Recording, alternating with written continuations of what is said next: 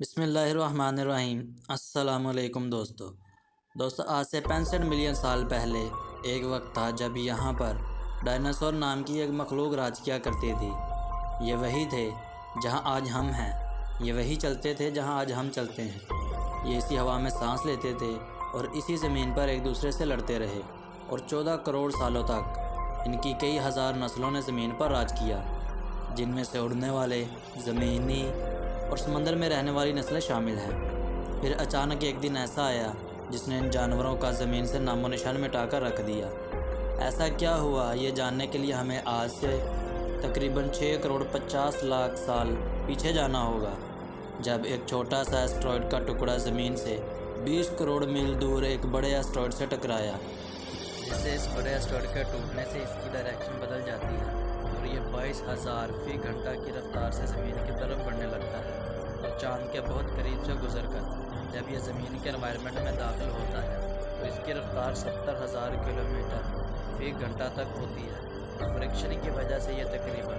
11 سے 15 کلومیٹر لمبا ایسٹرائیڈ، جو کہ 2 ٹریلین میٹرک ٹن کے وزن کے برابر ہوتا ہے، ایک بڑے آگ کے گولے کے اندر بدل جاتا ہے۔ یہ اس قدر تیزی سے آگے بڑھ رہا تھا کہ اس نے صرف 4 منٹ میں اٹلانٹک اوشن کراس کر لیا۔ اس کی چمک اس قدر زیادہ تھی کہ زمین پر ٹکرانے سے پہلے جس بھی جانور نے اس کو دیکھا وہ اندھا ہو گیا اور اس کی حرارت کو محسوس بھی کرنے لگے۔ پھر یہ اچانک میکسیکو کی ایک گھاٹی کے پاس جا کر ٹکراتا ہے اور 25 ڈگری سیلسیس کے ٹمپریچر کا، جو کہ 10 ہائیڈروجن بم کے ایک ساتھ زمین پر ٹکرانے سے پیدا ہونے والے دھماکے کی شدت ہے، اتنی ہی شدت سے اچانک زمین سے ٹکرا جاتا ہے۔ یہ اس قدر طاقتور دھماکہ تھا کہ زمین سے لاکھوں ٹن وزنی دھاتیں اڑ کر اسپیس میں چلی گئیں اور اس جگہ پر 150 کلومیٹر چوڑا اور 20 کلومیٹر گہرا گڑھا بن گیا، جس سے 16 منٹ اور 40 سیکنڈ بعد زمین پر ہر طرف کریکٹر اسکیل کے مطابق زمین پر 11 کی شدت کا شدید زلزلہ آیا، جس نے سونامی کی بڑی بڑی لہروں کو پیدا کیا، اور زمین کی پلیٹ میں ٹکراؤ کی وجہ سے وہ آتش فشاں پہاڑ جو کہ سو رہے تھے اچانک سے ایکٹیو ہو کر آگ برسانے لگے۔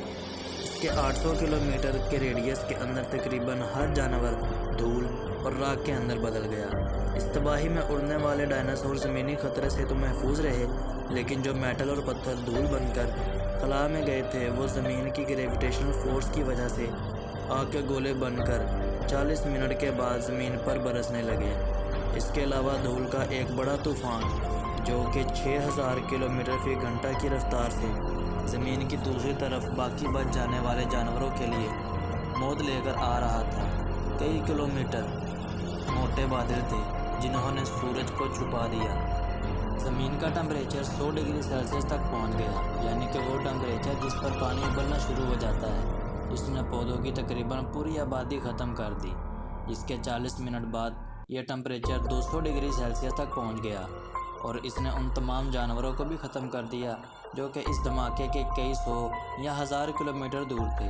زمین پر اس دھماکے کے بعد 95% جانور ہلاک ہو گئے، لیکن 30 کلو سے کم وزن کے جانور خود کو کسی طرح سے بچانے میں کامیاب ہو گئے، جو کہ ڈائناسور کی طرح بڑی جسامت یا خونخوار نہیں تھے، بلکہ بعد میں چکن کے سائز میں بدل گئے اور دودھ پلانے والے جانوروں کو اپنی نسل چلانے کا موقع ملا۔ آج اس تباہی کو تقریباً 65 ملین سال گزر چکے ہیں اور ہزاروں ایسٹرائیڈ زمین پر آتے رہتے ہیں، جن کا سائز زیادہ بڑا تو نہیں ہوتا، جن کا سائز اگر بڑا بھی ہو تو زمین کی حفاظتی شیلڈ انہیں جلا کر ختم کر دیتی ہے یا بہت چھوٹا کر دیتی ہے، اور یہ زیادہ تر سمندری حصے پر ہی گرتے ہیں، کیونکہ زمین کے 70% حصے پر پانی موجود ہے اور یہاں کوئی انسانی آبادی بھی موجود نہیں ہے۔ لیکن کیا ہو کہ ڈائناسور کو ختم کر کے دنیا پر تباہی مچانے والے ایسٹرائیڈ ایک بار پھر سے ہماری زمین سے ٹکرائے، اور موجودہ دور میں یہ انسانوں کے ساتھ کیا کچھ کر سکتا ہے؟ کیا ہم انسان موجودہ ٹیکنالوجی کے ذریعے اس سے لڑنے کی طاقت رکھتے ہیں، یا پھر ہم اس قدرتی آفت کے آگے بے بس ہیں؟ زمین اور اس کے اندر موجود ہر ایک چیز کے خاتمے کے متعلق، یعنی کہ یہ دنیا کس طرح سے ختم ہو سکتی ہے، اس کے اندر سائنس میں بہت سی تھیوریز موجود ہیں، جن میں سے ایک یہ بھی ہے کہ مستقبل میں بہت بڑا ایسٹرائیڈ زمین سے ٹکرا کر اس کے ٹکڑے کر کے اس کو تباہ کر سکتا ہے، ہر ایک چیز کو تباہ کر سکتا ہے، لیکن کب یہ ہم نہیں جانتے، لیکن یہ اندازہ لگا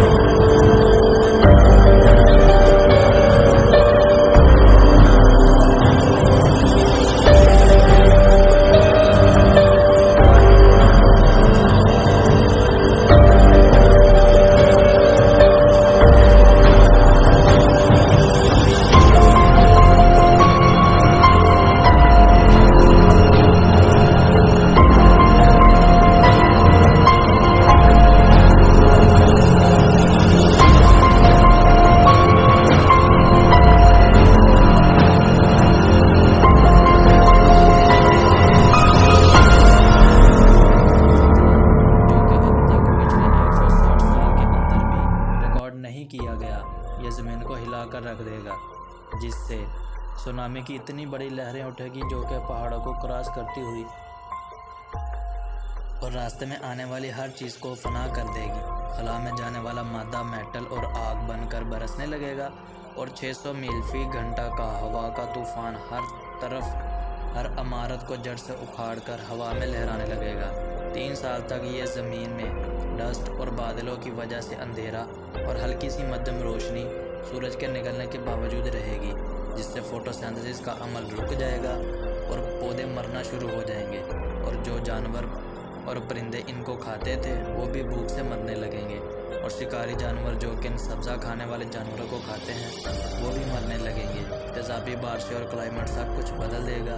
زمین پر ٹھنڈ کا موسم اچانک سے شدت اختیار کر جائے گا اور تقریباً 1 بلین ٹن کاربن ڈائی آکسائڈ، کاربن مونو آکسائڈ اور میتھین گیسز زمین کا ٹمپریچر بڑھانا شروع کر دیں گی۔ دوستو، ان تمام حالات اور تباہی پر غور کریں تو ہمیں معلوم ہوتا ہے کہ اسلامی تعلیمات کے اندر قیامت کے متعلق نشانیاں بیان کرتے وقت یہی سب نشانیاں بیان کی گئی ہیں۔